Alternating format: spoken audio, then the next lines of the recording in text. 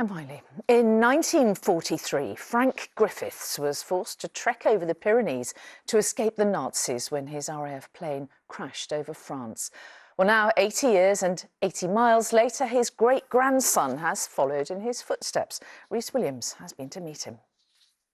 When RAF pilot Frank Griffiths was shot down while dropping supplies to the French resistance near Annecy, he was seriously injured, vulnerable and alone.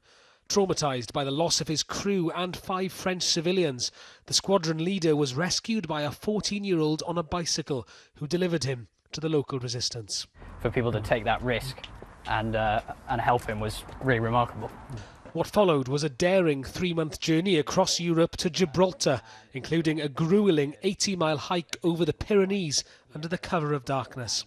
It was amazing, like a trip like no other trip you'll ever go on, I think, and really emotional at points as well. The Pyrenees was absolutely brutal. I can't believe he did it at night time with the threat of capture and a broken arm and various other injuries. Using Frank's own memoirs, Adam managed to trace the descendants of those who risked it all to help a vulnerable Welsh pilot, including the granddaughter of a Pyrenean farmer who sheltered him. And she toasted to Frank and to her grandfather.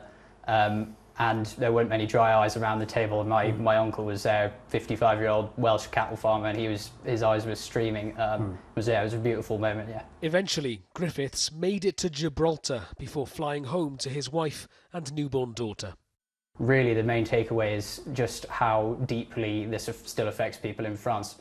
So just how much it means to them to know that their ancestors were, on the right side of history is so powerful. They still shed tears today thinking about it. Adam is writing a book about his and his great-grandfather's journey. It might read like a Hollywood blockbuster, but it's a true story of courage, perseverance and the kindness of strangers. Rhys Williams, ITV News.